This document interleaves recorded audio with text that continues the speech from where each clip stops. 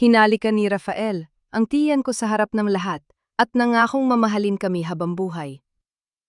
Sa ilalim ng naglalakihang chandelier ng aming mansyon sa Iloilo, habang umaalingaw-ngaw ang kalakpakan ng mga pinaka-impluwensyadong tao sa bansa, naniwala ako na ang pinakamapalad na babae sa mundo. Pagkatapos ng 5 taon na paghihintay at pagpapakasakit, sa wakas ay nadadalang tao na ako. Ngunit pag-alis ng mga bisita at pagsasara ng pinto ng aming kwarto, tila isang masamang panaginip ang bumungad sa akin. Itinapon ni Rafael ang mga gamit ko sa sahig at malamig na sinabing, "Carmen, mag-empake ka na. Bukas, sa mental hospital na ang bagong bahay mo. Hindi mo kayang maging ina dahil baliw ka." Napatulala ako. Ang kamay niyang kanina lang ay haplos ng pagmamahal, ngayon ay nakaturo sa akin na parang isang talim. Hindi ko magawang huminga. Ang puso ko ay parang dinurog ng libu-libong pirasong kristal. "Anong sinasabi mo, Rafael? Nagbibiro ka lang, di ba?" Ang boses ko ay nanginginig, pilit na humahanap ng kahit katiting na bakas ng pag-ibig sa kanyang mga mata. Ngunit ang nakita ko lang ay ang refleksyon ng isang lalaking hindi ko nakilala. Isang estranggerong 5 taon kong pinatuloy sa aking buhay, sa aking asyenda, at sa aking puso. Hindi ako nagbibiro, Carmen. Pagpapatuloy niya habang nagsasali ng alak, hindi man lang ako tinitingnan. Lahat ng mga panauhin natin kanina, napansin nila ang kakaibang kilos mo. Ang pagsasalita mo mag-isa, ang bigla mong pag-iyak ng walang dahilan. Alam mo namang mahal kita, pero kailangan nating tanggapin ang katotohanan. Delikado ka para sa bata. Napahawak ako sa aking tiyan, proteksyon. Iyon lang ang tanging nasa isip ko. Hindi ako baliw. Alam ko ang katotohanan. Nitong mga nakaraang linggo, madalas akong makaramdam ng pagkahilo at panlalabo ng paningin matapos uminom ng tsa na palaging inihahanda ni Doña Remedios, ang aking biyenan. Akala ko ay bahagi lamang yon ng aking pagbubuntis. Ngunit ang lamig sa boses ni Rafael ay tila isang malinaw na sagot sa lahat ng aking katanungan. Bumukas ang pinto at pumasok si Doña Remedios. Ang kanyang mamahaling bestida ay kumakaluskos sa sahig at ang kanyang muka ay balot ng wad na awa. "Irog kong Carmen," aniya sa wikang Hiligaynon na tila nanunuya. "Huwag ka nang lumaban. Para ito sa ikabubuti ng apo ko. Hindi namin hahayaang lumaki ang tagapagmana ng mga Lopez sa ilalim ng isang inang may sakit sa isip." Pinirmahan na ni Rafael ang mga papeles bilang asawa mo at legal guardian ng bata. Wala ka nang magagawa. Doon ko naramdaman ang tunay na takot. Hindi ito tungkol sa aking kalusugan.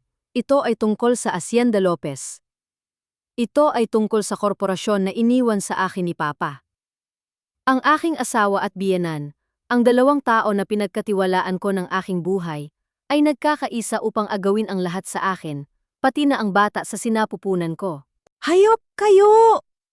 Bulong ko. Ang galit ay nagsimulang gumaralgal sa aking dibdib, unti-unting pinapalitan ng sakit. "Pinlano nyo ito!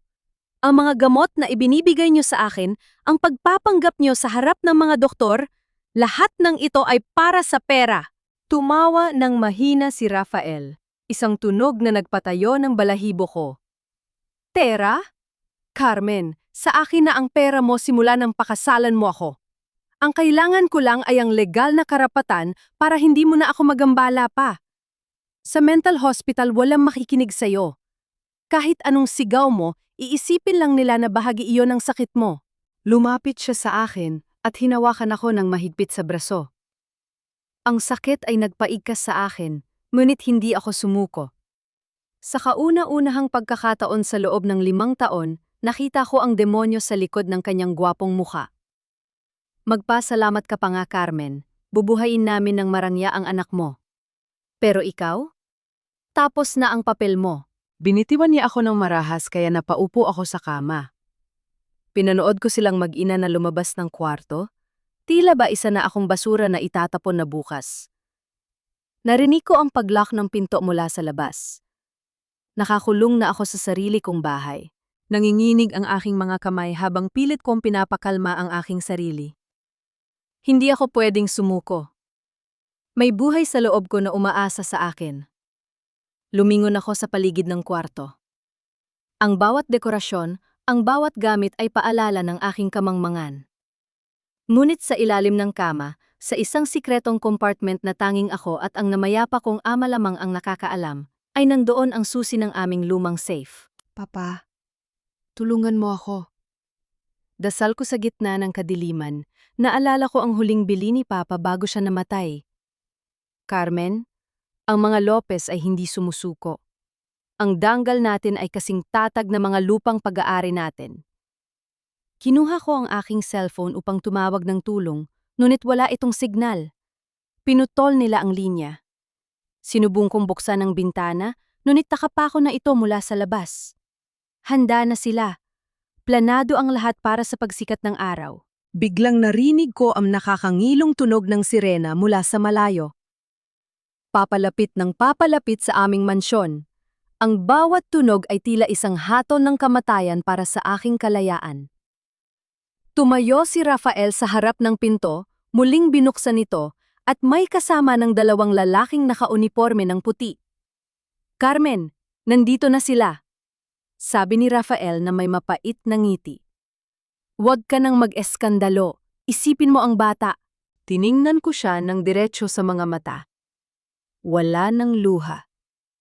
Ang Carmen na mahina, ang Carmen na nagpapautos sa pag-ibig, ay namatay na sa sandaling iyon.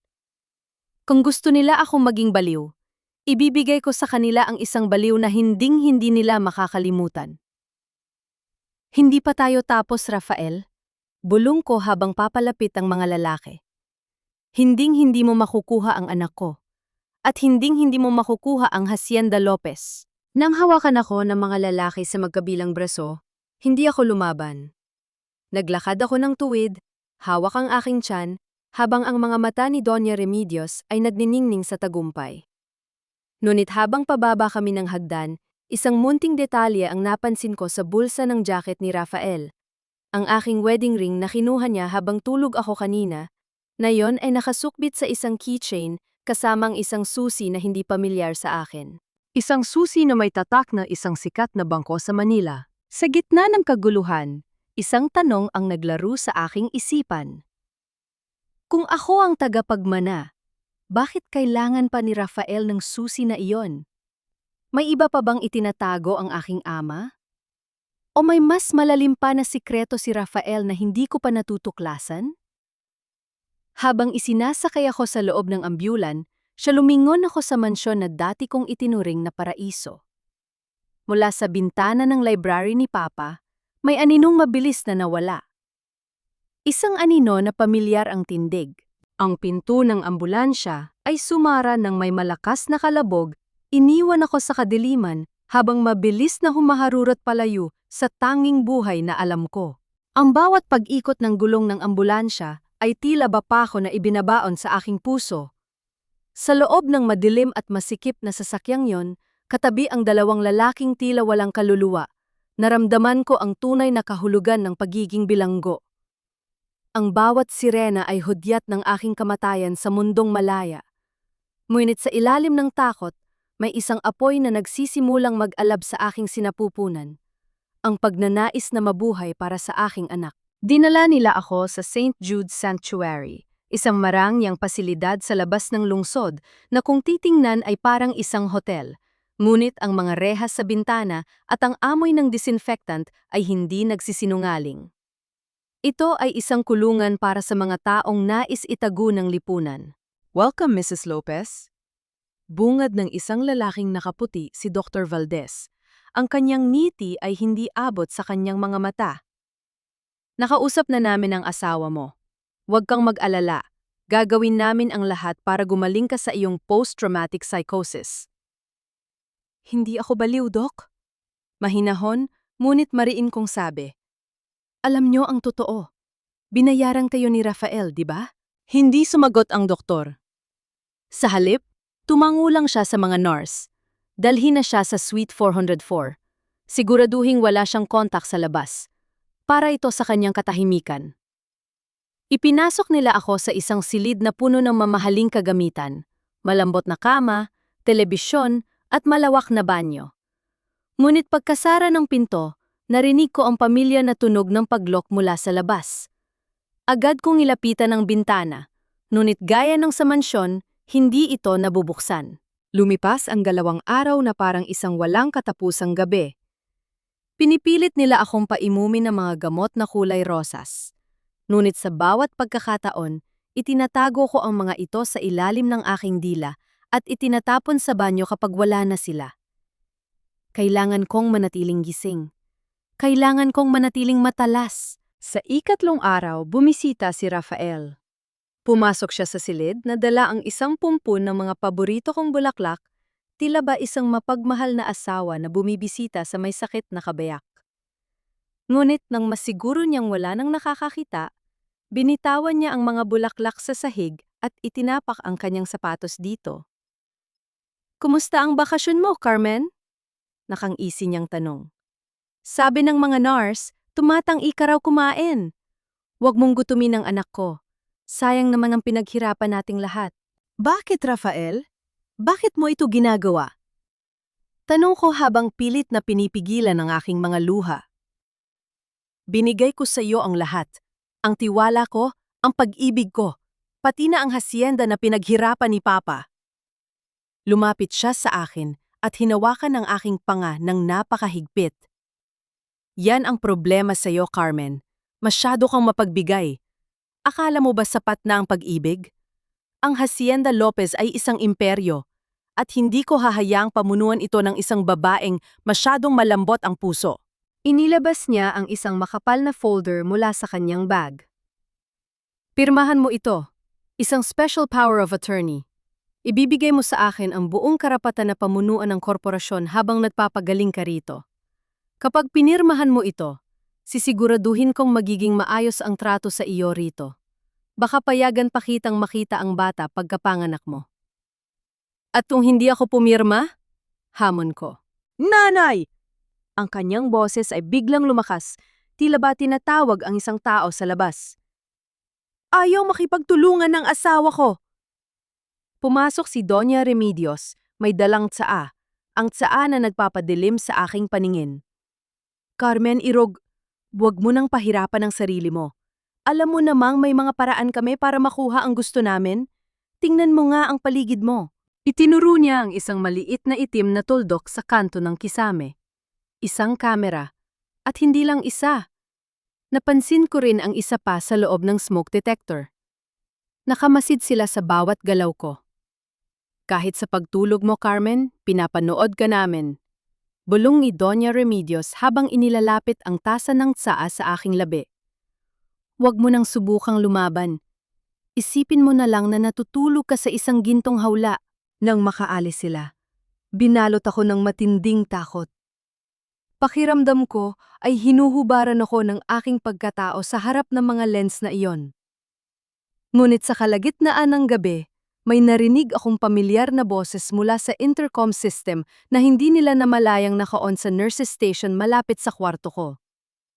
Dahan-dahan kong idinikit ang aking tainga sa pinto. "Rafael, naiinip na ako." Isang boses ng babae ang narinig ko, malambing, bata at puno ng kumpingansa. "Kailan mo ba mapapalayas ng tuluyan ng baliw na yan? Sabi mo, bago magpasko, tayo na ang titira sa mansyon." "Konting tiis na lang, Monica," sagot ni Rafael. Ang tono ng kanyang boses, yon ang tono na dati niyang ginagamit sa akin. Puno ng pagmamahal, ngunit ngayon ay alam ko ng puno rin ng lason. Kailangan lang nating makuha ang pirma niya. Kapag nakuha na natin ang kontrol sa hacienda, wala na siyang silbi. At ang anak natin, sa wakas makukuha na niya ang pangalang Lopez na nararapat sa kanya. Anak natin? Napatakip ako sa aking bibig. 3 taon na ang bata, Rafael. Reklamo ng babaeng nagangalang Monica. Sawing-sawi na ako sa pagtatago sa kanya sa probinsya. Gusto ko nang maranasan niya ang buhay mayaman. Gusto ko nang makita niya ang kanyang ama sa loob ng mansyon, hindi sa mga hotel lang. Pangako, Monica, malapit na. Ang bata sa loob ni Carmen, siya lang ang susi para mabuksan ang pinto para sa atin. Kapag nailabas na ang sanggol at nakuha ko na ang guardianship, itatapon ko na si Carmen sa isang malayo at mas malalang pasilidad. Walang makakaalam. Tayong tatlo ang magiging pamilya sa Hacienda Lopez. Nanginig ang buong katawan ko. 3 taon. May anak na si Rafael sa labas bago pa man ako mabuntis. Ang 5 taon naming pagsasama ay isang malaking kasinungalingan. Hindi lang niya gustong agawin ang aking yaman. Gusto rin niyang palitan ako ng kanyang totoong pamilya. Ang aking anak ay gagamitin lang niya para maging lehitimo ang kanyang pananatili sa Hacienda Lopez, habang ang bata ni Monica ang tunay na magtatamasa ng lahat. Sa gitna ng aking panginginig, naalala ko ang susi na nakita ko sa keychain ni Rafael, ang susi na may tatak ng bangko sa Manila. Kung may anak na siya noon pa, bakit kailangan pa niya ang susi sa vault ni Papa? Biglang bumukas ang intercom. Mrs. Lopez, bakit gising ka pa? Matulog ka na, kundi ay kailangan ka naming bigyan ng sedatibo. Napatingin ako sa kamera. Ang itim na lens ay tila mata ng isang halimaw. Alam kong pinapanood nila ang bawat emosyon sa mukha ko. Dahan-dahan akong humiga sa kama, pilit na pinakalma ang aking paghinga. Kung gusto nila ng isang baliw, ibibigay ko sa kanila ang isang biktima. Ngunit sa loob ng aking isipan, binuo ko ang aking unang plano. Hindi ako pwedeng mabulok dito. Kailangang malaman ng mundo ang tungkol kay Monica. At kailangan kong mahanap ang paraan para makuha ang susi na yon. Habang nakapikit ako, kunwari ay natutulog, narinig ko ang yabag ng mga paa sa hallway. Huminto ito sa tapat ng aking pinto. May isang maliit na papel na isininggit sa ilalim ng pinto. Nang masiguro kong wala na ang mga nurse sa monitor, mabilis ko itong kinuha. Huwag kang uminom ng tsaa bukas ng umaga. Maghanda ka sa fiesta. Jay. Jay? Sino si Jay? Ang puso ko ay kumaba ng mabilis. Kakampi ba ito? O isa na namang bitag? Lumingon ako sa kamera. Ang munting ilaw nito ay kulay pula, tila ba nagbabala. Kasabay ng pagsikat ng araw sa Iloilo ay ang unti-unting paglakas ng tunog ng mga tambol mula sa malayo. Naririnig ko ang hiyawan ng mga tao, ang mabilis na ritmo ng dinagyang na umaabot hanggang sa malamig na pader ng St. Jude Sanctuary. Ito ang araw ng fiesta. Ang araw na sinabi ni Jay sa kanyang lihim na sulat. Pumasok ang isang nurse na hindi ko pamilyar ang mukha. Hindi ito ang masungit na nurse na karaniwang nagbabantay sa akin. Siya ay bata pa, may maamong mukha, at may nameplate na Jessa. Mrs. Lopez, heto na ang tsa mo. Bulong niya habang inilalapag ang tray. Ngunit bago siya lumayo, sinalubong niya ang aking tingin. Bahagya siyang umiling, isang senyas. Salamat, Jessa. Sabi ko nang may diin sa kanyang pangalan. Nang lumabas siya, hindi ko ginalawang tsa. Sa halip, nagtungo ako sa banyo at ibinuhos ito sa lababo. Maya-maya pa ay bumalik si Jessa dalang isang tumpok ng maruruming linen. Magpalit ka bilis! Bulong niya habang mabilis na iniaabot sa akin ang isang uniporme ng janitress na itinago niya sa ilalim ng mga kumot. Pinadala ako ni Attorney Jose. May sasakyan na naghihintay sa likod ng kitchen, pero kailangan nating dumaan sa basement. Na yun na, habang abala ang lahat sa panonood ng parada sa labas. Ang puso ko ay tila sasabog sa kaba. Hinawakan ko ang aking tiyan. Baby, kailangan nating maging matapang. Huwag kang bibitaw. Mabilis akong nagpalit ng damit. Itinali ko ang aking buhok at nagsuot ng face mask. Lumabas kami ni Jessa sa hallway. Ang bawat yabag ng aming sapatos ay tila ba napakalakas sa aking pandinig. Nadaanan namin ang nurses station kung saan abala ang mga gwardya sa panonood ng telebisyon. Ipinapakita ang live coverage ng fiesta. Bilisan mo, Mrs. Lopez? Giit ni Jessa habang pababa kami sa madilim na hagdan patungong basement. Ngunit bago kami makarating sa pinto ng kusina, isang boses ang nagpatigil sa amin. Saan tayo pupunta? Si Dr. Valdez. Nakatayo siya sa dulo ng hallway, hawak ang kanyang clipboard. Ang kanyang mga mata ay naniningkit habang tinitingnan ang aking suot. Dok, ilalabas ko lang po ang mga basurang ito sa likod. Mabilis na sagot ni Jessa, bagaman bakas ang panginginig sa kanyang boses. Janitress ba ang kasama mo? Bakit tila pamilyar ang kanyang tindig? Hakbang-hakbang na lumapit ang doktor. Ipakita mo ang ID mo. Wala na akong ibang pagpipilian. Sa gitna ng tensyon, biglang yumanig ang gusali sa lakas ng mga paputok mula sa labas para sa pagbubukas ng Grand Parade. Samantala, ginamit ko ang pagkakataong yon. Hinablot ko ang isang mabigat na fire extinguisher sa pader at itinulak ito patungo sa direksyon ni Dr. Valdez habang hinihila ko si Jess sa patakbo. Takbo! Sigaw ko. Nakarating kami sa likod ng kusina. Ang mainit na hangin ng Iloilo ay humampas sa aking muka.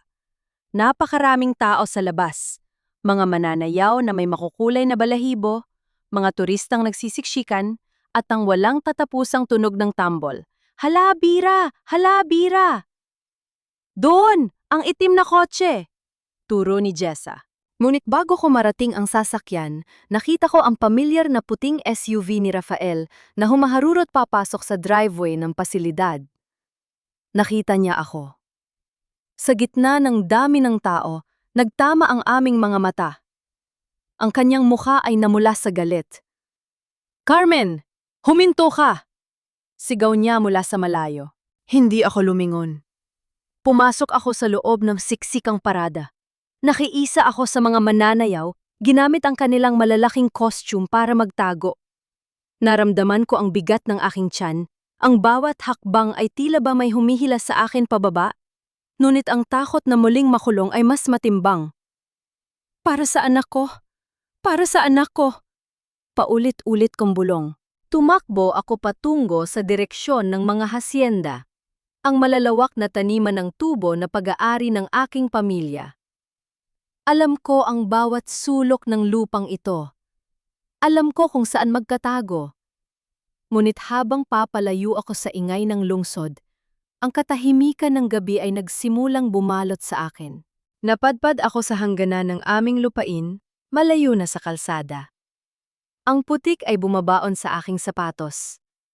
Bigla akong nakaramdam ng matalim na sakit sa aking ibabang bahagi ng likod. Napasandal ako sa isang puno ng niyog, hinihingal, habang ang pawis ay dumadaloy sa aking noo. Madilim na. Ang tanging liwanag ay ang buwan na natatakpan ng mga ulap. Biglang may narinig akong kaluskos sa mga dahon ng tubo sa aking likuan. Carmen, alam kong nandyan ka. Huwag mo nang pahirapan ang sarili mo. Ang boses ni Rafael. Malapit na siya. Masyadong malapit. Sinubukan kong tumayo pero muling kumitig ang sakit sa aking tiyan. Napadaing ako at napaluhod sa basang lupa. Ang bawat hininga ko ay parang may kasamang dugo. Isang anino ang lumitaw mula sa kadiliman. Dala ang isang malakas na flashlight. Ang liwanag nito ay tumama ng diretsyo sa aking mga mata. Dahilan para mapapikit ako. Nahanap din kita. Ang boses ay hindi kay Rafael. Mas malalim ito. Mas malamig. Naramdaman ko ang dulo ng isang sapatos na huminto sa harap ng aking mga kamay na nakabaon sa putik. Inangat ko ang aking paningin, pilit na tinitingnan ang taong nasa likod ng nakakasilaw na liwanag. Sino ka? Tanong ko sa pagitan ng paghingal. Ang taong may hawak ng flashlight ay dahan-dahang yumuko. Ang liwanag ay bahagyang tumama sa kanyang muka. Hindi ko siya kilala. Pero ang suot niyang singsing sa daliri ay pamilyar. Ito ang singsing na may selyo ng mga Lopez na akala ko ay nawala na kasama ng aking ama. Ang mga Lopez ay hindi sumusuko sa putikan, Carmen, sabi niya habang iniaabot ang kanyang kamay. Tumayo ka, hindi pa tapos ang laban. Sa di kalayuan, narinig ko ang sigaw ni Rafael at ang tahol ng mga aso. Malapit na sila. Sino ka? Muli kong tanong. Habang ang matalas na sakit ay muling gumuhit sa aking tiyan. Tila ba nagbabadya na ang aking anak ay hindi na makakapaghintay pa. Tinitigan ko ang kamay na nakaabot sa akin. Sa gitna ng dilim at putikan ng Hacienda Lopez, ang gintong singsing sa kanyang daliri ay kumikinang, isang tatak ng danggal na tanging ang ama ko lang ang may karapatang magsuot. Attorney Jose? Bulong ko. Ang boses ko ay halos mabasag sa pag-asa. Tayo, Carmen, walang oras para sa paliwanag. Mariin niyang sabi habang tinutulungan akong tumayo. Naririnig mo ba ang mga aso? Hindi titigil si Rafael hanggat hindi kanya na ibabalik sa kulungan. Sa bawat hakbang namin sa gitna ng matatangkad na tubo, ang mga dahon nito ay tila mga laseta na humahaplit sa aking balat. Ngunit hindi ko nararamdaman ang hapdi sa labas. Ang mas matinding sakit ay nagmumula sa loob ng aking tiyan. Isang matigas at pumipintig na sakit na tila ba ang aking anak ay nagmamadali ng lisanin ang panganib na kinaroroonan namin. Dito, giit ni Jose, nang marating namin ang isang maliit na dampa na nakatago sa gitna ng pinakamakapal na bahagi ng taniman. Ito ang lumang bahay ng ensyargado na matagal nang inabandona. Hindi nila maiisip na nandito ka. Akala nila ay tumakas ka patungo sa kabayanan. Pagpasok namin sa loob, amoy alikabok at lumang kahoy ang bumungad sa akin. Inilapag ako ni Jose sa isang sirang papag. Agad siyang kumuha ng malinis na tubig at basahan mula sa kanyang bag. Huminga ka ng malalim, Carmen. Hindi mo pwedeng ilabas ang bata ngayon. Masyado pang maaga, masyadong mapanganib. Aniya habang pinupunasan ng putik sa aking no. Bakit niyo ako tinutulungan? Tanong ko habang pilit na pinapakalma ang aking paghinga. Akala ko ay wala na akong kakampi. Huminga ng malalim si Jose at tinitigan ang kanyang singsing. May utang na loob ako sa iyong ama, Carmen. Si Don Vicente ang nagpaaral sa akin. Bago siya mamatay, binigay niya sa akin ang singsing na ito. Sabi niya, Jose, kapag dumating ang araw na ang anak ko ay wala ng matakbuhan, ibalik mo ito sa kanya. Ibigay mo sa kanya ang tanging sandata na hindi kayang nakawin ni Rafael. Inilabas niya mula sa kanyang bulsa ang isang maliit na recorder na nakabalot sa plastik. Ang aking puso ay tila tumigil sa pagtibok. Ito ang nakuha ko mula sa vault ng iyong ama sa Manila, bago pa ito ma-freeze ni Rafael. Paliwanag ni Jose. Pakinggan mo? Pinindot niya ang play. Ang static na tunog ay napalitan ng isang boses na nagpabuhos ng aking mga luha. Ang boses ni Papa. Carmen, anak ko, kung naririnig mo ito, humihingi ako ng tawad. Alam kong pinili mo si Rafael at pinilit kong tanggapin siya dahil mahal kita. Pero bilang isang ama, hindi ko kayang iwanan ang kinabukasan mo sa mga kamay ng isang taong uhaw sa kapangyarihan. Nakita ko ang mga anino sa kanyang mga mata na hindi mo nakita. Huminto ang boses ni Papa. Tila ba nag-aalinlangan. Pagkatapos, ay nagpatuloy siya mas mariin ang tono. May nilagay akong trust clause sa ating korporasyon. Isang kondisyon na nakatago sa ilalim ng Article 14 ng ating bylaws. Kung ang tagapagmana ay mawalan ng kapasidad, baliw man o mamatay, ang lahat ng ari-arian ay hindi mapupunta sa asawa. Sa halip, ito ay mapupunta sa isang blind trust na pamamahalaan ng isang board of trustees na ako mismo ang pumili. Hindi makukuha ni Rafael ang kahit isang sentimo kung mapatunayan niyang ikaw ay baliw. Ang kailangan niya ay ang iyong pirma sa isang waiver bago ang iyong ika-30 kaarawan o bago ka manganak. Nanlaki ang aking mga mata. Iyon ang dahilan. Iyon ang dahilan kung bakit kailangan ni Rafael ang pirma ko sa Special Power of Attorney. Hindi sapat na mabulok ako sa mental hospital. Kailangan niyang voluntaryo kong isuko ang lahat bago lumabas ang bata. Attorney, tawag ko sa pagitan ng hikbi. Alam ba ito ni Rafael? Nararamdaman niya, pero hindi niya mahanap ang orihinal na dokumento. Sagot ni Jose. Nasa akin ang dokumentong yon, Carmen, pero may isang problema. Ang pirma mo sa waiver ay hindi lang ang hinahabol niya. May nalaman pa kami tungkol sa kanyang nakaraan sa Iloilo bago ka pa niya nakilala. Biglang natigilan si Jose. Pinatay niya ang flashlight. Ang katahimikan sa loob ng dampa ay napalitan ng tunog ng mabibigat na yabag sa labas. Ang kaluskos ng mga dahon ng tubo ay papalapit ng papalapit. Boom! Isang malakas na kulog ang gumulantang sa paligid, kasunod ang biglang pagbuhos ng malakas na ulan. Ngunit sa gitna ng ulan, narinig ko ang isang pamilyar na boses na sumisigaw mula sa labas. Carmen, alam kong nandyan ka sa lumang dampa. Huwag mo nang hintayin na sunigin ko ang lugar na ito para lang lumabas ka. Si Rafael. Kasama ang kanyang mga tauhan, pinalilibutan na nila ang dampa. Natingnan kami ni Attorney Jose. Ang kanyang mukha ay balot ng kaba, ngunit ang mga mata ko ay naglalagablab na sa galit. Hinawakan ko ang recorder ni Papa nang napakahigpit sa aking dibdib. Attorney, bulong ko. Iligtas niyo ang dokumento. Iligtas niyo ang ebidensya. Ako na ang haharap sa kanya. Ano? Hindi mo kaya, Carmen? Baka mapano ang bata? Hindi nila ako papatayin. Sabi ko nang may malamig na kumpiyansa. Kailangan niya ang pirma ko, di ba? Ibibigay ko sa kanya ang pirma. Pero sa paraang hinding-hindi niya malilimutan. Sa labas, narinig ko ang tunog ng lighter. Ang amoy ng gasolina ay nagsimulang humalo sa amoy ng ulan. Si Rafael ay seryoso. Handa siyang sunugin ang lahat para lang makuha ang gusto niya. Dahan-dahan akong tumayo, tinitiis ang bawat kurot ng sakit sa aking tiyan.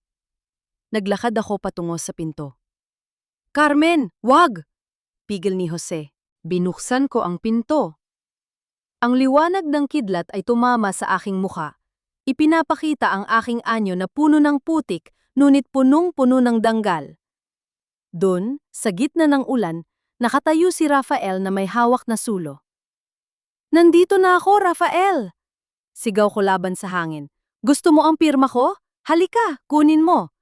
Pero bago yon, may gusto kang marinig mula sa aking ama? Itinaas ko ang recorder. Ang ngiti sa mukha ni Rafael ay biglang napawi nang makita niya ang gintong singsing ni Papa na suot ko na ngayon. Ang kanyang mga mata ay nanlaki sa takot na hindi niya maikubli. Ngunit bago pa man siya makapagsalita, isang putok ng baril ang umalingaw-ngaw mula sa likuran ni Rafael.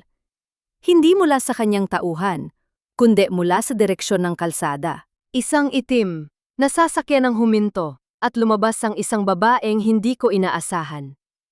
Isang babaeng kamukhang-kamukha ng Monica na narinig ko sa intercom, pero mas matanda at may hawak na baril na nakatutok kay Rafael.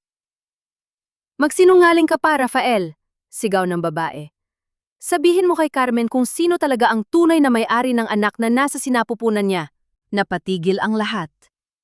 Ang ulan ay patuloy na bumubuhos, pero ang bawat patak nito ay tila naging yelo sa aking mga ugat. Anong ibig ngang sabihin? Sa ilalim ng hagupit ng ulan at matatalim na kidlat, tila tumigil ang mundo sa hangganan ng Hacienda Lopez. Ang babaeng estranggero, na tinawag nating Elena, ay nakatayo ng matuwid. Ang baril ay hindi nanginginig sa kanyang kamay habang nakatutok sa dibdib ni Rafael. Elena? Anong ginagawa mo rito? Ibinaba mo ang baril na yan! Bulyaw ni Rafael, ngunit bakas sa kanyang boses ang takot na hindi niya maikubli sa harap ng kanyang mga tauhan. Ibinaba? Matapos mo gamitin ang kapatid ko?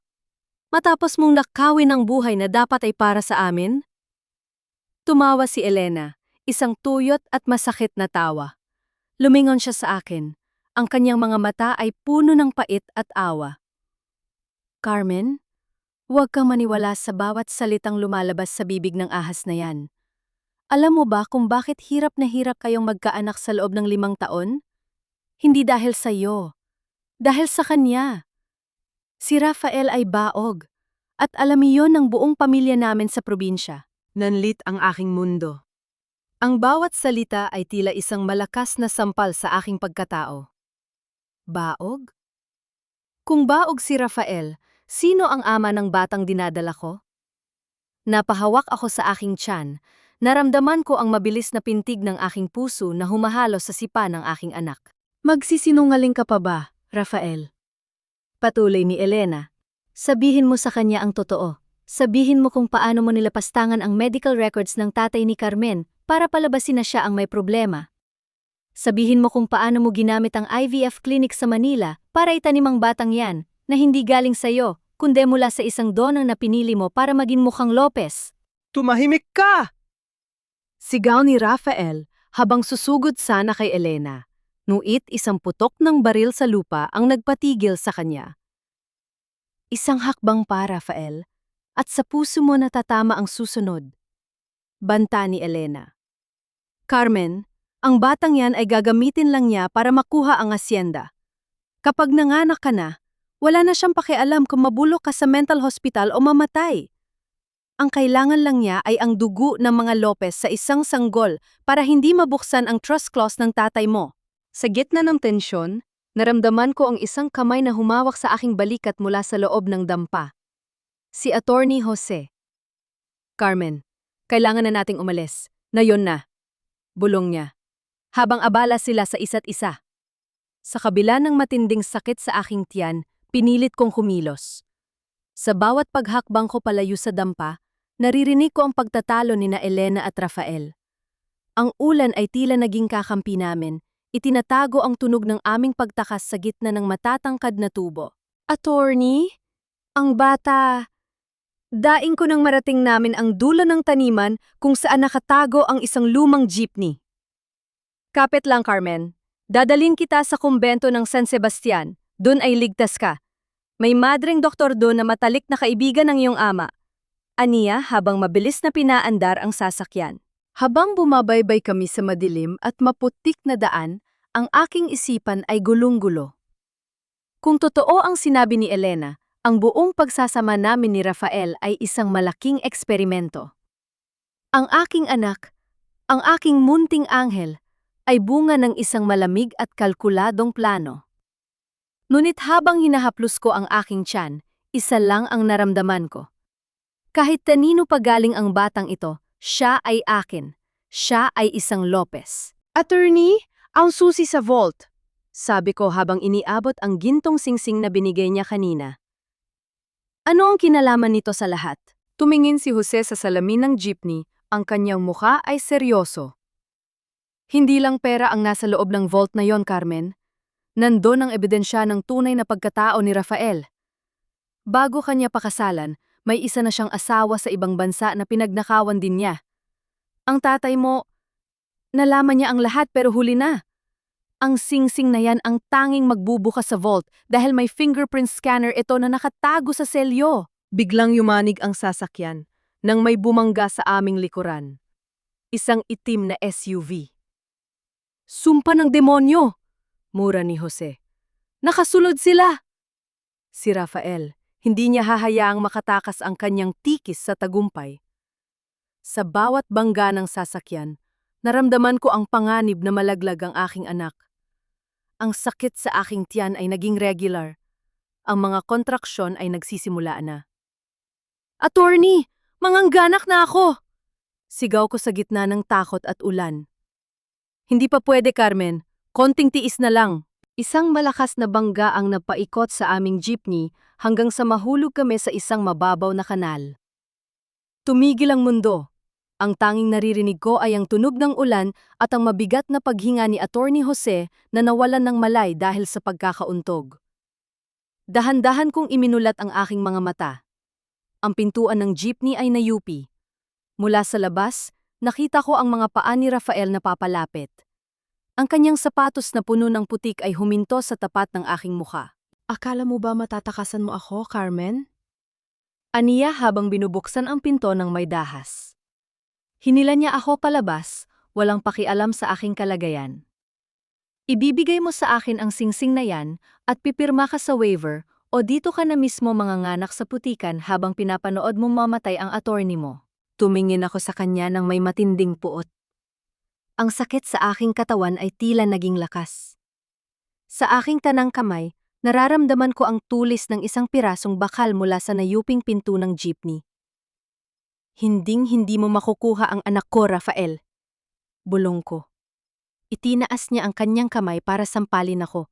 Ngunit bago pa man tumama ang kanyang palad, isang boses mula sa megaphone ang umalingaw-ngaw sa buong paligid. Rafael Lopez! Ibaba ang iyong sandata!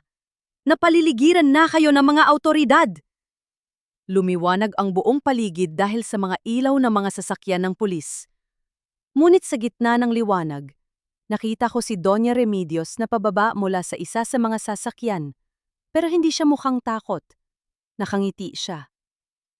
"Carmen anak," tawag ni Doña Remedios. "Huwag kang mag-alala. Nandito na ang tunay na tulong. Sabi ko naman sa'yo mas ligtas ang bata sa akin." Doon ko napagtanto ang pinakamalalang twist. Ang mga pulis na dumating ay hindi para iligtas ako. Sila ay mga tauhan na binayaran ng aking biyenan. Si Rafael ay nagulat din. Tila ba ang ina niya ay may sariling plano na hindi sinabi sa kanya? "Mama, anong ibig sabihin nito?" tanong ni Rafael. "Masyado kang madaldal, Rafael?" sabi ni Doña Remedios habang lumalapit sa amin. "Ang kailangan ko lang ay ang bata at ang singsing. Ikaw, maaari ka na ring mabulok kasama ni Carmen kung hahadlang ka." Ang aking biyenan, ang babaeng akala ko ay sunod-sunuran lang sa ambisyon ng anak, ang siyang tunay na utak ng lahat. At ngayon, nakahanda siyang isakripisyo kahit ang sarili niyang dugo para sa asyenda. Naramdaman ko ang isang mainit na likido sa aking hita. Pumutok na ang aking panubigan. "Nayon na, Carmen." Bulong ni Doña Remedios habang kinitil ang gintong singsing mula sa aking daliri. Oras na para ibigay ang nararapat sa akin. Ang sakit na nararamdaman ko sa aking tiyan ay hindi na maikukumpara sa anumang sugat na naranasan ko noon. Ito ay tila ba isang higanteng kamay na pilit na pinipiga ang aking buong pagkatao? Ngunit sa gitna ng pag-agos ng aking panubigan na humahalo sa malamig na putik ng Iloilo, mas matindi ang hapdi ng pagkakaalam na ang sarili kong biyenan ang humila sa mitsa ng aking kamatayan. "Ma! Anong ibig sabihin? Akin ang singsing na yan, akin ang hasyenda!" sigaw ni Rafael. Ang boses niya ay nanginginig sa pagitan ng galit at takot habang nakatingin sa kanyang ina na tila ba nakakakita ng isang estranyo. Si Doña Remedios ay marahang tumawa habang pinupunasan ng gintong singsing sa kanyang panyo. Ang liwanag ng kidlat ay nagpatalim sa kanyang mga kulubot sa mukha. "Rafael, anak, napakahina mo. Pinairal mo ang libog at yabang, pero nakalimutan mo ang utak. Akala mo ba ay hahayaan kong ang isang katulad mo, na hindi man lang kayang magbigay ng tunay na tagapagmana, ang humawak sa Imperyong Lopez? Gagamitin ko ang batang ito, at gagamitin ko ang singsing na ito para makuha ang lahat. At ikaw? Maari ka nang bumalik sa mga babae mo. Wala ka nang silbi sa akin." "Hayop ka!" bulong ko sa pag-ita ng aking mga daing. "Ang sarili mong anak, itatakwil mo para sa pera?" "Hindi ito pera lang, Carmen. Ito ay kapangyarihan," sagot ni Remedios sabay, baling sa mga armadong lalaki. Ipasok siya sa loob ng lumang bodega. Tawagan si Monica. Sabihin sa kanya na dalhin na rito ang bata. Oras na para magkita-kita ang pamilya. Kinaladkad ako ng mga tauhan ni Remedios patungo sa isang abandonadong bodega ng asukal sa gilid ng taniman. Ang bawat kaladkad sa akin ay tila ba tinatapak-tapakan ng aking danggal. Inihiga nila ako sa isang maduming lamesa na punong-puno ng alikabok. Ang tanging liwanag ay mula sa isang bumbilya na kumukurap-kurap sa kisame. "Rafael! Huwag mong hayaang gawin ito ng nanay mo!" sigaw ko habang nakikita ko si Rafael na nakatayo sa pintuan, tila ba paralisado sa pagtataksil ng sariling ina. Ngunit imbes na lumapit, dahan-dahan siyang tumalikod. Ang kanyang kaduwagan ang huling pako sa krus na aking dinadala. Maya-maya pa, narinig ko ang yabag ng mga mamahaling sapatos sa semento. Isang babaeng nakabestida ng pula ang pumasok, karga ang isang batang lalaki na may edad na 3. Ang kanyang mukha ay puno ng kumpiyansa at panunuya habang nakatingin sa akin. Si Monica. Ang babaeng narinig ko sa intercom. "So, ikaw pala ang legal wife," ani Monica habang inilalapag ang bata sa isang silya. Ang bata ay may mga mata ni Rafael, ngunit may malamig na tingin ni Remedios. "Masyado ka namang madrama, Carmen. Isang pirma lang naman ang kailangan ni Doña Remedios. Tapos, pwede ka na mamahinga ng habambuhay." "Monica, ihanda mo ang bata!" utos ni Remedios. Kapag lumabas na ang sanggol ni Carmen, Gagamitin natin ang blood samples niya para palabasin na ang batang ito ang lehitimong Lopez. Sa tulong ng singsing at ng peking birth certificate, wala nang makakahadlang sa atin. Ang Hacienda Lopez ay mapapangalanan na sa aking apo, ang tunay na apo na pinalaki ko sa anino. Naramdaman ko ang muling pagkitig ng aking tiyan. Ang sakit ay nagtulak sa akin na sumigaw ng napakalakas. Hinding niyo makukuha ang anak ko. Kahit mamatay pa ako. Yan nga ang plano, Carmen. Malamig na sabi ni Remedios habang naglalabas ng isang set na mga gamit na pang-opera. Hindi mo na kailangang mabuhay pagkatapos nito. Isang tragic complication sa panganganak sa gitna ng bagyo. Sino ang magdududa? Sa gitna ng aking desperasyon, lumingon ako sa bata. Ang batang walang malay sa kasamaan ng kanyang ina at lola. Sa isang sandali, nagtagpo ang aming mga mata. May kung anong kumurot sa puso ko. Isang inosenteng buhay na biktima rin ng pagkakataon. Monica, parang awa mo na. Pagmamakaawa ko, ang boses ko ay halos pabulong na lang. Ina ka rin. Alam mo ang pakiramdam? Ina ako, Carmen. At bilang ina, gagawin ko ang lahat para maging hari ang anak ko. At ikaw ang tanging humahadlang sa korona niya. Sagot ni Monica nang walang bahid ng awa. Inihanda na ni Remedios ang ituturok sa akin. Isang sedatibo na alam kong hindi na ako magigising pa. Pinilit kong igalaw ang aking mga kamay. Ngunit nakatalina ang mga ito sa gilid ng lamesa. Ang bawat sipa ng aking anak sa loob ay tila ba isang paalam. Ngunit bago pa man maitusok ni Remedios ang karayom, isang malakas na pagsabog ang narinig sa labas ng bodega. Ang mga binta ng gawa sa salamin ay nagkadurog-durog.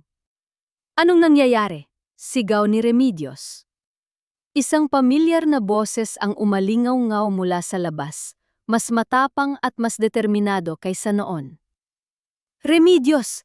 Pakawalan mo ang asawa ko. Si Rafael. Bumalik siya, pero hindi siya mag-isa. Sa likod niya ay si Attorney Jose na may bahid pa ng dugo sa noo at ang babaeng si Elena na may hawak na 2 baril. Akala mo ba ay ganun na lang kadali iyon, ma? Sigaw ni Rafael, ang kanyang boses ay puno ng put. Maaaring duwag ako pero hindi ako papayag na ang anak ko ay maging kasangkapan lang sa mga baliw mong plano.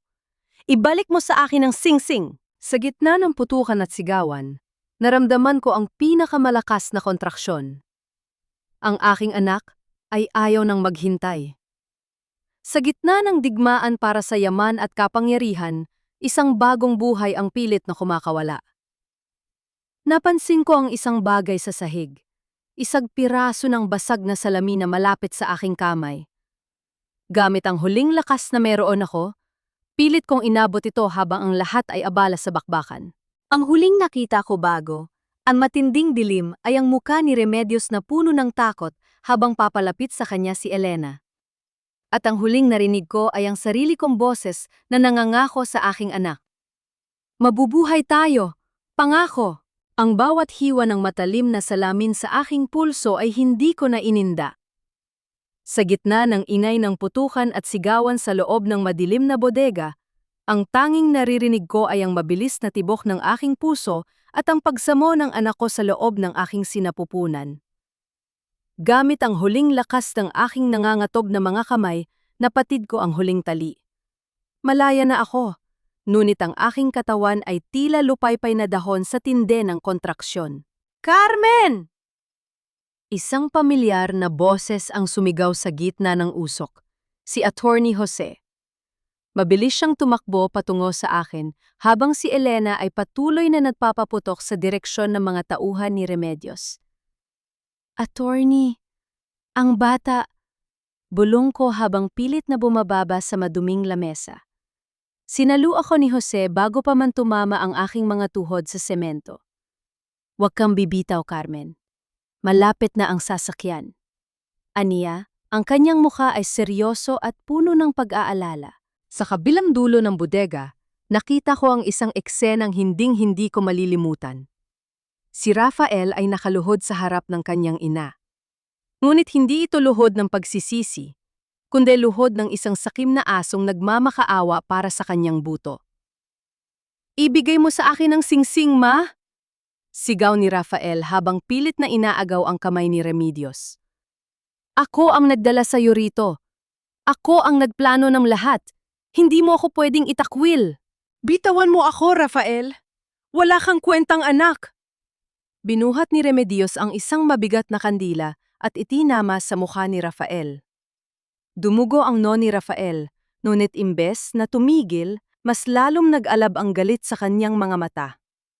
Sa isang iglap, nasunggaban ni Rafael ang leeg ng kanyang sariling ina. "Kung hindi mapupunta sa akin ang hasyenda, walang magmamay-ari nito," bulyaw ni Rafael. Habang nagbubuno ang mag-ina, si Monica naman ay nakatayo sa isang sulok yakap ang kanyang anak. Ang kanyang muka na kanina ay puno ng kumpiyansa ay balot na ngayon ng matinding takot. Nang magtama ang aming paningin, nakita ko ang pagsisisi o marahil ay ang takot sa karma na dumarating na. "Monica, takbo!" Sigaw ni Elena habang itinututok ang baril kay Rafael. "Kunin mo ang bata at lumabas ka na rito bago pa bumagsak ang bodigang ito." Nataranta si Monica. Bit-bit ang kanyang anak, tumakbo siya patungo sa likurang pinto. Ngunit bago pa siya makalabas, isang malakas na pagsabog ang yumanig sa buong gusali. Ang mga lumang sako ng asukal at mga kahoy na poste ay nagsimulang magbagsakan. "Carmen, kailangan na nating lumabas!" Hila ni Jose sa akin. Pilit kaming naglakad patungo sa exit. Bawat hakbang ay parang tinutusok ng libu-libong karayom ang aking balakang. Sa aming paglabas, ang ulan ay tila naging malupit na hagupit sa aking balat. Ngunit ang malamig na hangin ay nagbigay sa akin ng kaunting malay. Isang lumang van ang naghihintay sa labas. Ang makina nito ay umaatungal.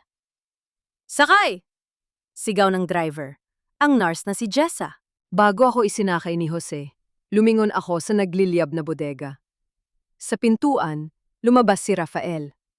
Ang kanyang mukha ay puno ng dugo at uling, ngunit sa kanyang kanang kamay, hawak niya ang gintong singsing ni Papa.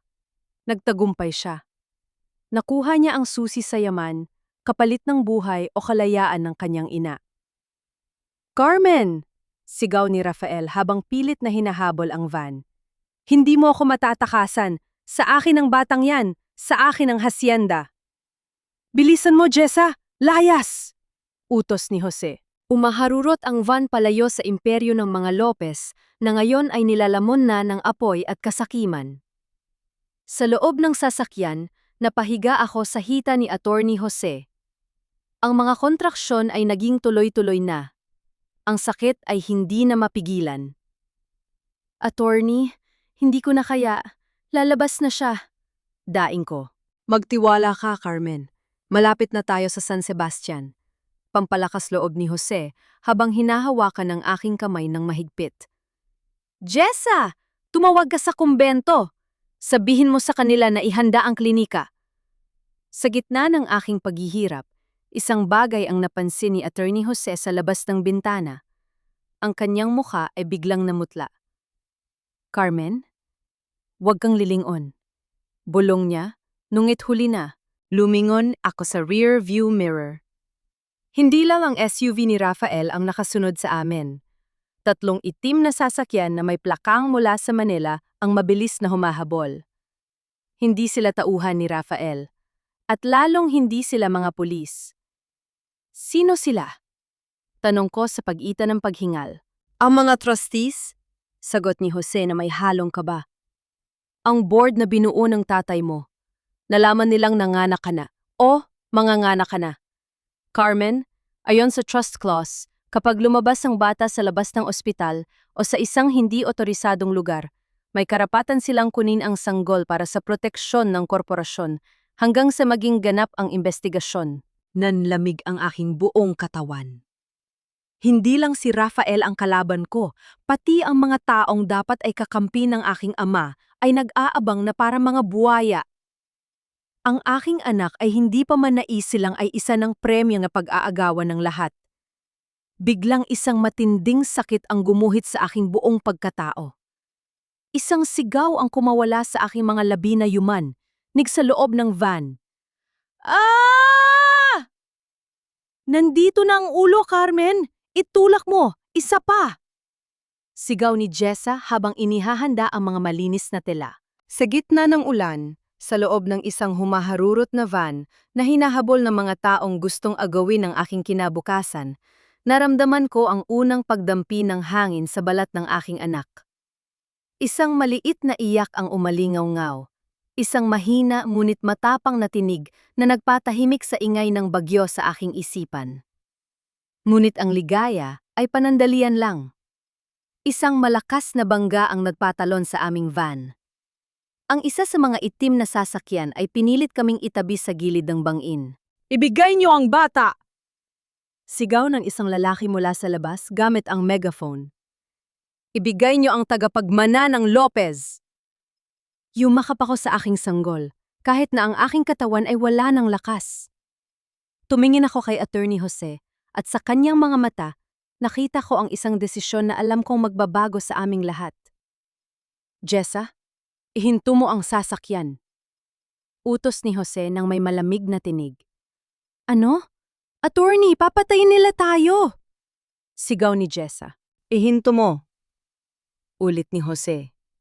Pagkatapos ay lumingon siya sa akin. Carmen, ibigay mo sa akin ang bata. May isa akong paraan para iligtas siya, pero kailangan mong magtiwala sa akin ng higit pa sa iyong buhay. Tiningnan ko ang aking anak. Pagkatapos ay ang mga itim na sasakyang dahan-dahang pumapalibot sa amin. Isang desisyon na walang katiyakan. Isang sakripisyo na maaaring maging huling pagkakataon naming magkasama. Pangako niyo sa akin, Attorney. Bulong ko habang ang mga luha ko ay dumadaloy sa pisngi ng aking sanggol. Huwag niyo siyang haayaang maging katulad nila. Ang katahimikan sa loob ng van ay mas masakit pa sa mga hiyaw ko kanina nang inilalabas ko ang aking anak. Ang bawat patak ng ulan sa bubong ng sasakyan ay tila ba mabilis na countdown sa aking huling sandali bilang isang malayang tao. Sa harap namin, ang mga ilaw ng tatlong itim na sasakyan ng Board of Trustees ay nakakasilaw, tila mga mata ng mga halimaw na naghihintay ng kanilang biktima. Carmen, wala na tayong oras. Mabilis na bulong ni Attorney Jose. Kinuha niya ang kanyang jacket at maingat na ibinalot ang aking sanggol. Ang maliit na mukha ng aking anak, na bahagya pang may bahid ng dugo at init ng aking katawan, ay tila isang anghel sa gitna ng impyerno. Attorney, paano kayo? Tanong ko, ang boses ko ay halos hindi lumalabas dahil sa panghihina. Huwag mo akong alalahanin. Alam ko ang mga pasikot-sikot sa hacienda na hindi alam ng mga taga-Manila, sagot ni Jose. Tumingin siya kay Jessa. Jessa, manatili ka kay Carmen. Kapag bumaba ako, itulak mo ang bundle ng mga tela na ito sa ilalim ng upuan. Magpanggap kayo na wala na ang bata. Pang-ako niya sa akin, Jose. Hinawakan ko ang kanyang braso ng mahigpit. Kahit anong mangyari, huwag niyo siyang ibibigay sa kanila. Kahit sa board, kahit kay Rafael. Sa buhay ko, Carmen. Ang batang ito ang huling pag-asa ng mga Lopez. Isang mabilis na sulyap, isang huling pagdampi ng aking mga labi sa noo ng aking anak. At bago pa ako makapagsalita muli, mabilis na lumusot si Jose sa pinto ng van patungo sa madilim at matatangkad na tubuhan. Ilang sandali pa, ang pinto ng van ay marahas na binuksan mula sa labas. Mrs. Lopez, bumaba ka na riyan. Isang malamig na boses ang nag-utos. Si Mr. Aragon, ang pinuno ng Board of Trustees. Nakasuot siya ng mamahaling coat na tila hindi nababasa ng ulan. Ang kanyang mukha ay walang kahit anong emosyon. Inakay ako ni Jessa pababa. Ang aking mga binti ay nanginginig at ang bawat hakbang ay nag-iiwan ng bakas ng dugo sa putikan. Sa paligid namin, ang mga armadong lalaki ng board ay nakatutok ang mga baril. Nasaan ang bata, Carmen? Tanong ni Aragon habang tinitingnan ang loob ng van.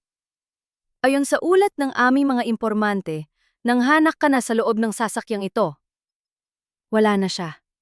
Sabi ko, nang may malamig na tingin. Isang tawang mapait ang kumawala sa aking mga labi. Namatay siya, Aragon.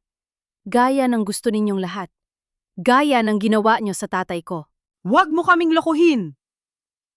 Isang pamilyar na SUV ang dumating ng mabilis, nagpalsik ng putik sa aking bestida. Lumabas si Rafael, ang mukha ay balot ng benda at pot. Hawak pa rin niya ang gintong singsing ni Papa, ngunit ang kanyang mga mata ay ligaw na naghahanap. Nasaan ang anak ko, Carmen? Narinig ko ang iyak niya. Sigaw ni Rafael habang susugod sa akin, ngunit hinarang siya ng mga tauhan ni Aragon. Manatili ka sa pwesto mo, Rafael. Saway ni Aragon.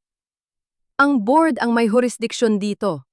Ang bata ay pag-aari ng trust. Hindi! Ako ang ama! Akin ang bata! Bulyaw ni Rafael. Sa gitna ng kanilang pagtatalo, nakita ko ang pagkakataon. Habang ang lahat ay nakatuon sa pag-aagawan ng kapangyarihan, ang aking anak ay ligtas na sa bisig ni Jose, malayo sa kanilang kasakiman. Ang sakit sa aking katawan ay tila nawala, napalitan ng isang kakaibang pakiramdam ng tagumpay. Wala kayong makukuha sa akin. Sabi ko, ang boses ko ay mas malakas na ngayon. Ang singsing na hawak mo, Rafael, wala yang kwenta. Alam ni Papa na darating ang araw na ito, kaya binago niya ang biometric access ng vault bago siya mamatay. Hindi singsing ang kailangan mo, kundi ang fingerprint ng tagapagmana. Nanlaki ang mga mata ni Rafael. Tiningnan niya ang singsing, pagkatapos ay ang aking mga kamay. Nasaan ang bata? Ulit ni Aragon, ang kanyang pasensya ay nauubos na. Kapag hindi mo sinabi, ipapadeklara namin na tuluyan ka ng nawalan ng bait at dadalhin ka namin sa isang pasilidad na hinding-hindi mo na matatakasan. Gawin niyo ang gusto niyo. Sagot ko habang nakatingin sa madilim na tubuhan. Dahil habang nandito ako, ang aking anak ay lumalaki sa isang lugar na hindi niyo kailanman matatagpuan. Biglang isang putok ng baril ang umalingaw-ngaw mula sa direksyon ng tubuhan. Ang puso ko ay tila tumigil, may nakita kaming gumagalaw sa timog. Sigaw ng isa sa mga tauhan ni Aragon, "Habulin niyo!" "Wag!" Sigaw ko, pilit kong hinahabol ang mga lalaking tumatakbo patungo sa kinaroroonan ni Jose. Ngunit itinulak ako ni Rafael pabalik sa putik. "Sabi ko na nga ba?" Niisi ni Rafael. "Hindi mo kayang itago ang lahat, Carmen." Sa gitna ng ulan, nakita ko ang isang anino na pilit na tumatakbo, dalang isang bundle. Ngunit bago pa sila makalayo, isang itim na sasakyan ang humarang sa kanila sa kabilang dulo ng daan. Lumabas si Monica mula sa sasakyang iyon, may hawak na isang pamilyar na folder. "Carmen, akala mo ba ay si Attorney Jose lang ang may alam ng mga sikreto ni Don Vicente?" Sigaw ni Monica habang itinataas ang folder. "Nakalimutan mo yata, ang huling naging sekretarya ng tatay mo bago siya namatay. At may isang dokumento na hindi alam ni Attorney Jose." Lumapit si Monica kay Aragon at iniabot ang folder. Nang buksan nito ni Aragon, ang kanyang mukha ay nagkaroon ng isang mapait na ngiti. "Isang adoption waiver," basa ni Aragon. "Pinirmahan ni Don Vicente na nagpapahintulot sa board na kunin ang anumang supling ng kanyang anak kung mapatunayang ang ama ay hindi karapat-dapat." Tiningnan ako ni Monica nang may tagumpay. "Hindi lang si Rafael ang kalaban mo, Carmen. Ako ang tunay na nakakaalam kung paano buwagin ang imperyong Lopez mula sa loob." Habang pilit akong itinataya ng mga tauhan ni Aragon para isakay sa kanilang sasakyan, narinig ko ang isang tunog na nagpadurog sa aking huling pag-asa. Mula sa tubuhan, lumabas ang mga tauhan ni Rafael. Hila-hila ang isang duguang Attorney Jose. Ngunit ang bundle na hawak ni Jose ay wala na. "Nasaan ang bata?" Sigaw ni Rafael habang sinasakal si Jose. Tumingin si Jose sa akin, may pait at paggingi ng tawad sa kanyang mga mata. Lumingon ako sa kalsada at doon, sa gitna ng dilim, nakita ko ang isang pares ng headlights na mabilis na lumalayo. Hindi ito sasakyan ni Jose. At hindi rin ito sasakyan ng mga trustees. Isang puting van na may tatak ng isang simbahan. Nakatakas siya. Bulong ko sa sarili ko. Isang lihim na ngiti ang sumilay sa aking mga labi sa gitna ng aking pagkakaaresto. Ngunit bago pa ako maisakay sa sasakyan, bumulong si Monica sa aking tainga. Nakatakas na ang bata, Carmen, pero nakalimutan mo. Ang batang bitbit ni Jose ay hindi ang anak mo. Ang tunay mong anak ay naunang kinuha ni Doña Remedios bago pa kaya makalabas ng bodega. Napatigil ang buong mundo ko. Ang sanggol na hawak ko kanina, ang sanggol na ibinigay ko kay Jose, sino siya? Anong sinasabi mo? Tanong ko, ang boses ko ay puno ng kilabot. Ang nanganak sa bodega ay dalawa, Carmen. Nisi ni Monica. Nanganak din ako kanina, at ang batang bitbit ni Jose ay ang anak ko kay Rafael. Ang tunay mong anak ay nasa kamay na ng biyanan mo. Ang bawat tibok ng orasan sa loob ng boardroom ng Lopez Holdings ay tila tunog ng isang hatol. Ang amoy ng mamahaling pabango at leather na upuan ay humahalo sa tensyon na nananaig sa pagitan ng mga trustees. Sa labas, ang ulan sa Iloilo ay tumigil na, ngunit ang bagyo sa loob ng silid na ito ay nagsisimula pa lamang. Nakatayo si Rafael sa gitna, maayos na ang kanyang suot, bagaman may plaster pa sa kanyang no. Hawak niya ang gintong singsing ni Papa, ipinapakita sa lahat bilang simbolo ng kanyang karapatan. Sa tabi niya ay si Doña Remedios, na may dalang isang bundle na puti, isog-sanggol na mahimbing na natutulog.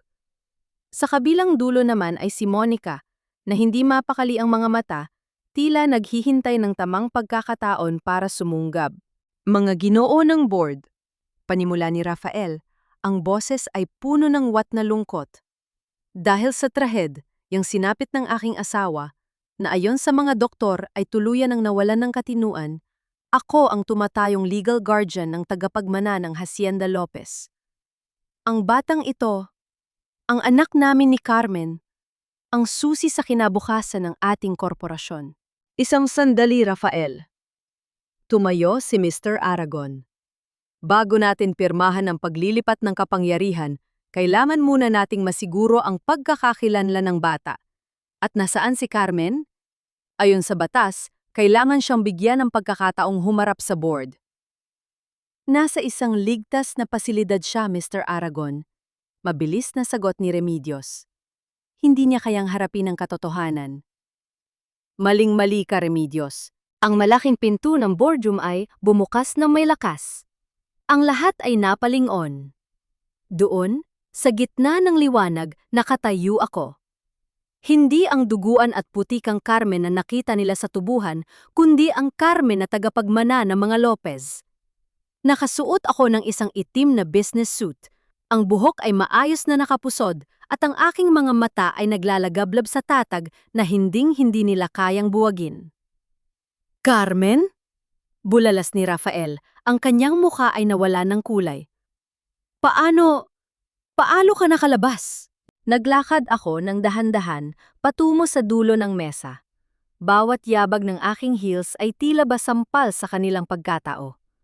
Sa likuran ko ay pumasok si Attorney Jose, na may benda sa ulo ngunit nakatayo ng tuwid, kasama ang 2 pulis mula sa National Bureau of Investigation, NBI. Akala niyo ba ay ganun kadaling itago ang katotohanan? Sabi ko habang tinitingnan ng bawat isa sa kanila. Mr. Aragon, mga trustees, nandito ako para patunayan na ang nagaganap na ito ay hindi isang transition ng power, kundi isang malaking krimen. Carmen, baliw ka na. Ilabas niyo siya rito. Sigaw ni Remedios habang hinihigpitan ng yakap sa sanggol. Baliw? Isang mapait na ngiti ang sumilay sa aking mga labi. Attorney Jose, ipakita ang ebidensya. Inilabas ni Jose ang isang tablet at ipinadala ang mga files sa screen ng boardroom. Ang video ng intercom sa St. Jude Sanctuary ay nagplay. Naririnig ang boses ni Rafael at Monica na nagpaplano ng pag-agaw sa hacienda. Sumunod ang lab results mula sa Manila na nagpapatunay na ako ay dahan-dahang nilalason ni Remedios at Rafael. At ang pinakamahalaga sa lahat, sabi ko habang nakatingin kay Monica, ang batang hawak ni Doña Remedios ay hindi ko anak, at lalong hindi anak ni Rafael. Nanlaki ang mga mata ni Monica. Si Rafael naman ay tila sasabog sa galit. Anong kabalbalan nito? Sigaw ni Rafael. Dugo ko ang batang yan. Dugo mo? Tumawa si Elena na kapapasok lang din sa silid.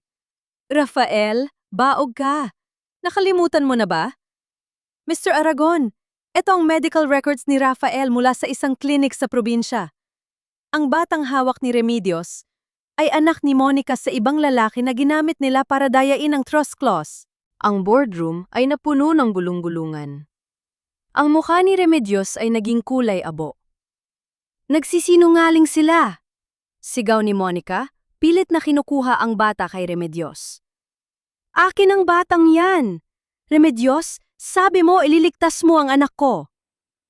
Tumahimik ka, Monica. Tulak ni Remedios sa kanya.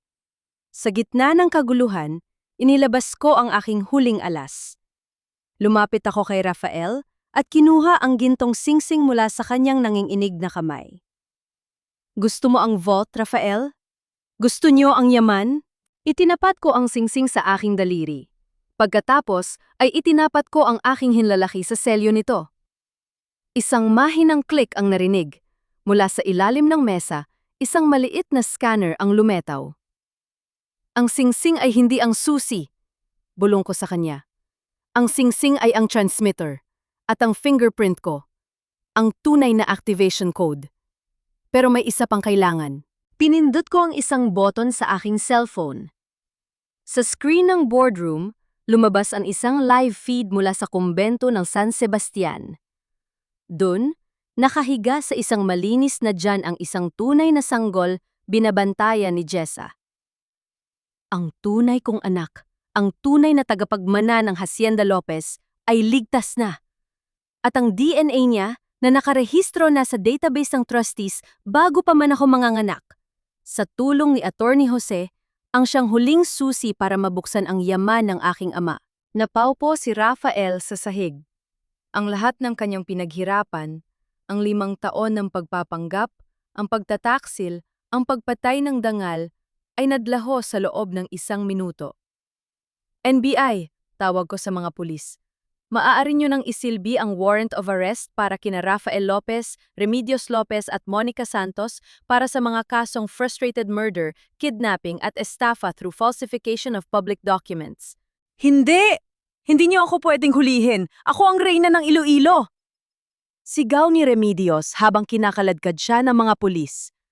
Si Monica naman ay umiiyak habang kinukuha ang kanyang anak, pilit na humihingi ng tawad sa akin. Naiwan kami ni Rafael sa loob ng silid habang ang mga trustees ay isa-isam lumalapit sa akin para humingi ng paumanhin at makipagkamay. Lumapit ako kay Rafael, na ngayon ay tila isang basahan na itinapon sa kanto. Alam mo, Rafael, naniwala ako sa iyo noon, pero salamat sa pagtataksil mo. Dahil doon natutunan kong ang tunay na yaman ay hindi nasa hacienda, kundi nasa lakas ng isang inang handang sunigin ang mundo para sa kanyang anak. Carmen, parang awa mo na ang anak natin, bulong niya. Anak ko, Rafael, anak ko lang. Malamig kong sagot. At hindi niya malalaman na nagkaroon siya ng amang katulad mo. Habang inilalabas siya ng silid, lumingon ako sa labas ng bintana. Ang sikat ng araw ay muling sumisilip sa gitna ng mga ulap sa Iloilo. Isang bagong simula. Attorney Jose? Tawag ko. Yes, Ma'am Carmen? Ihanda ang sasakyan. Pupunta tayo sa San Sebastian. Gusto ko nang yakapin ang anak ko. Ang katahimikan ng San Sebastian Convent ay parang isang mainit na yakap pagkatapos ng mahabang panahon ng paninirahan sa gitna ng bagyo. Wala na ang ingay ng mga sirena, ang nakakangilong tunog ng putukan, at ang malalamig na boses ng mga taong nagtangka sa aking buhay. Dito, sa loob ng mapuputing pader na ito, tanging ang huni ng mga ibon at ang marahang dasal ng mga madre ang naririnig. Nandito siya, Carmen. Bulong ni Sister Teresa habang binubuksan ang pinto ng isang maliit at malinis na silid. Napatigil ako sa pintuan. Ang aking puso, na akala ko ay tuluyan ng naging bato dahil sa pait ng pagtataksil, ay biglang lumambot. Doon, sa loob ng isang simpleng duyan, ay isang maliit na bundle ng puting kumot.